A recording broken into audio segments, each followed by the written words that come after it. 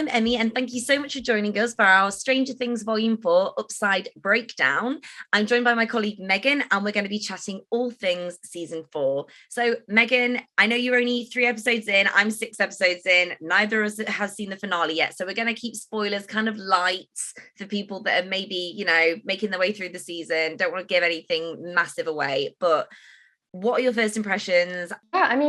I feel like we've been waiting such a long time for Stranger Things season 4. Like I've literally been desperately waiting for these new episodes, and it has been worth the wait. I mean, from the moment you start the episodes, oh my gosh, it's just so hard not to just binge it all in one go. It is addictive.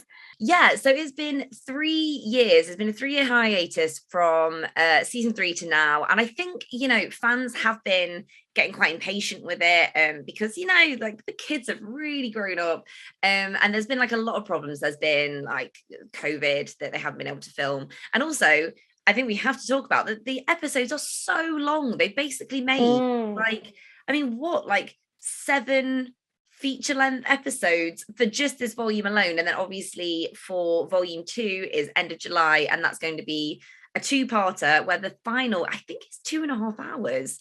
I might be wrong, it might be 2 hours. It's 2 to 2.5 hours, but it's going to be massive. So it's like no wonder it took so long. But I don't know about you, but I definitely think it's been worth the wait. Definitely. And I think, the season 3 finale, so much happened, and this season's picking up obviously 6 months after the Battle of Starcourt. So I think there were so many questions we were left with. We wanted to know what happened to Hopper, if Eleven was going to have her powers, if, what would happen between all these different characters and the dynamics. So, I expected these episodes to be longer in a way, because I think we were left on so many cliffhangers from season 3. And we're starting to get the answers now that we've been waiting for 3 years. Yeah, we had so many questions for season 4. And I think I always get a bit like cynical when you see like there's new cast members joining, and that the fact that like Will, Elle, Jonathan and Joyce leave Hawkins to move to California. I'm always a bit like, oh, I don't like change. I want it just to be the group of them in Hawkins, like solving all of these like sci-fi crimes.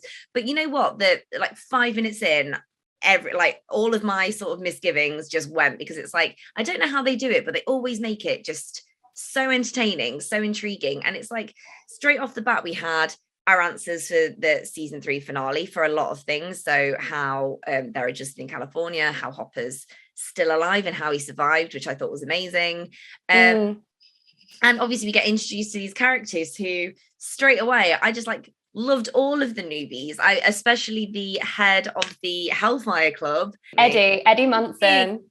He was like just brilliant. Like, what a brilliant addition to the cast. What works in every season they've done so far is that there's kind of this formula where the characters are all kind of divided off in different sections, work out different pieces of the puzzle, and then we kind of always see that finale. They come back together, put it together, and then we get the bigger picture. I think, obviously we know we're all going to see them all reunited at some point in the end. And I think that is just so exciting for the fans to keep watching and thinking, is it going to be this episode? Is it this? Who are we going to see come back together? And I think that's made it so much more intense this season. Well, let's talk about the plot of season 4. Obviously, as you say, it's like the characters are really dotted around, which I think is also part of the reason why the long episodes don't feel like they're a slog, because it's like you're catching up with every group and it doesn't feel like they get too much time or too little time. It's like it's enough. So obviously the biggest plot is in Hawkins, where there is a new monster, Vecna, who I've got to say is genuinely terrifying. I feel like, as we see as well, like the kids get a lot older through the seasons. I feel like with every season they've got older, they're kind of amping up that like horror gore levels. Yeah, because it's kind of like the stakes are getting higher and higher as we go on. Like, as they say at one point in one of the episodes, every time you seem to kill something in Hawkins, it just comes back stronger.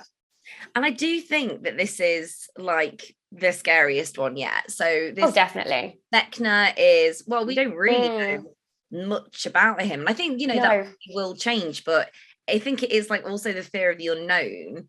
And definitely. This sort of time, I mean, I don't know how much you know about this, and apologies if there's any potential spoilers here, but there is definitely some sort of time limit, kind of like The Ring. Like, you watch the video, you get the phone call and you die in 7 days. It's like you start having these visions, you start having these headaches, and then your time is getting close, which obviously for Hawkins is a massive plot point with Max, who... Yes, by the end of episode 3, we kind of are aware that Max is in trouble. Like, she's going to have a really difficult season. And, you know, I think she's been through so much, obviously losing her brother Billy in the previous season, that we kind of knew that she was a bit more vulnerable. And I think whenever you see a character become vulnerable in Hawkins, that's it. It's kind of like Will in season 1, you know, the moment they've got something going on, they're a bit more vulnerable. They're in trouble. They're isolating themselves. No. Yeah, exactly. I do really like as well with Max that they haven't just brushed like her brother's death like under the carpet and just carried on like it never really happened, because I think shows do that sometimes, where it's like this terrible thing happens but want to carry on with the drama. I think her grief and the trauma of the Battle of Starcourt has really stayed with her and really stayed with like the group, and I think that's like, I don't know, I appreciated it. I thought it was like really important to do, and I think it's good how it has been like really incorporated into the storyline. Yeah, because I think, like you say, there are so many kind of stories where something major happens, this massive trauma, and it sort of gets brushed under the carpet. But we can see through every season how every character has been affected by that, and especially Max. And I think it's interesting as well because she had such a complicated relationship with Billy. You know, it wasn't all love. He could be quite violent. He wasn't, you know, very attentive or caring towards Max. So I think seeing her, you know, so upset, I think it shows how complicated their relationship was, but also I think it makes for a really interesting look at her grief. For sure. I do like as well that it's not always about the monsters with Stranger Things. That we are also watching like a coming of age tale. Exactly. You know, with what these characters are going through. And I think on a lighter note, we have to talk about Will and you know, fans across sort of the 3 series, especially by the 3rd season, where Lucas and Dustin and Mike are getting really interested in girls, and Will's just completely indifferent, and he just wants to play Dungeons and Dragons, and he doesn't know why his friends are so obsessed with girls. There was a, you know, sort of a fan question of like, well, could he be like gay, or you know, what, like, is this something that we're going to explore more in season 4? So I think there are definitely some hints early on that there is definitely something to be explored there, and I think it might be that he has a bit of a crush on Mike. It's very ambiguous at this point. I think really since season 1, Will has been a closed book. Like, we always kind of just know him as the boy who got taken to the Upside Down. So we haven't really seen that social side of him and the dynamics as much with friends, girls, relationships, anything. So it's interesting. I do think that he does have a crush on Mike, but there's also a slight part of me that also doesn't know if maybe he's actually just missing his best friend. So I think the show is going to keep us guessing for a while. But, you know, if he does have a crush on Mike, it is just going to be so devastating for him, because we know it's Mike and 11 since day 1. So I really hope that Will ends this whole season feeling so happy. Like, he has to be protected at all costs. He's such a lovely person. And he's had the worst time out of all of them. Oh my God, like, he must be traumatized. Yeah, but he's had a rough time of things. So let's talk about Elle.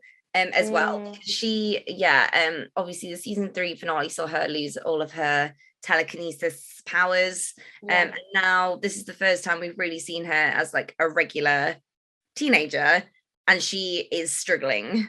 I feel like what the show's setting up is that there's this expectation for her that she needs her powers to be considered something special, and I think that's definitely sort of coming out in her relationship with Mike.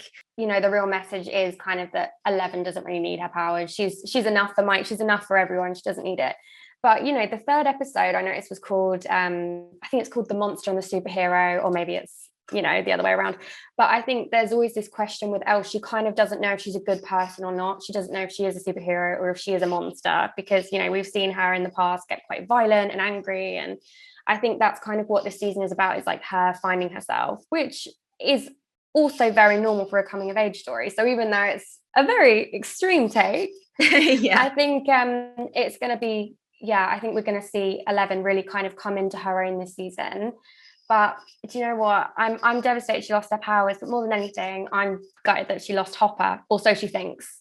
But she hasn't, because Hopper is alive, and he is in Russia, which is just like, okay, like, you know, when it sort of shows you how he survived the bomb, I was just like, yeah, sure. It was just he ran. He ran really fast. Yeah, he's been through the ringer though, but I cannot wait to see him reunite with Elle. And also I really want to see him reunite with Joyce, because we all know that there's romance brewing there, but we didn't quite get to see it at the end of the last season. Oh, there's definitely romance. And I just love that this season is very much Joyce and Murray teaming up to, like, you know, that Hopper might be alive and they don't know whether to trust it or not, but they're going on the hunch. And like, they are the comedy of this season. I can't believe how good Winona Ryder is at being like hilarious. Yeah. Season 1, where she's like the mother who's lost her son and is doing anything in her power to get him back. And then like season 4, she is the comedy. She's the MVP of season 4 so far.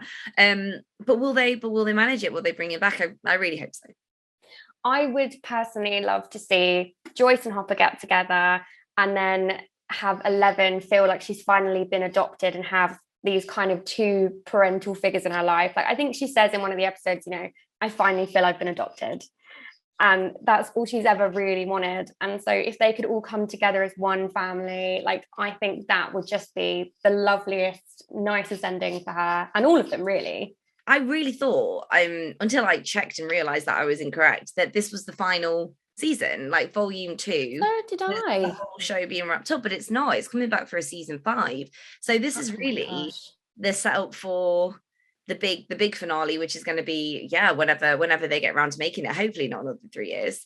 It's going to be really, really interesting to see how the actual whole season comes to an end, because each season we have this new monster, but it all makes sense. It all fits together. We can see that the Upside Down as a world is getting bigger and bigger. And I want to know in the end if there is just one villain that's kind of made the whole thing happen, or if it's just that it's drip feeding into the world, so we have a few different ones. I just don't know. I'd like to know a bit more about the history of the Upside Down. Like, I want to know if it has been there for decades, hundreds of years. But at the same time, I think sometimes with these kind of stories, you also don't need to know to an extent. All you need to know is how they're going to survive it. Exactly. Okay, well, let's start wrapping up, Megan. But my questions for you are, what are your predictions for the rest of the series and for volume 2? Well, I'm kind of divided about whether or not Elle will get her powers back. But I think my prediction could be either she does get it back and even stronger than ever, or we might actually see a bit more of the other children who are also raised in the same centre as Elle, to see if maybe one of the others comes forward and maybe uses their powers. Thank you so much for joining us for our Stranger Things chat. Don't forget to like and subscribe, and please leave your comments and your theories. We love reading them. And don't forget to join us next time, as we will be discussing the Volume 1 finale. See you then. Bye.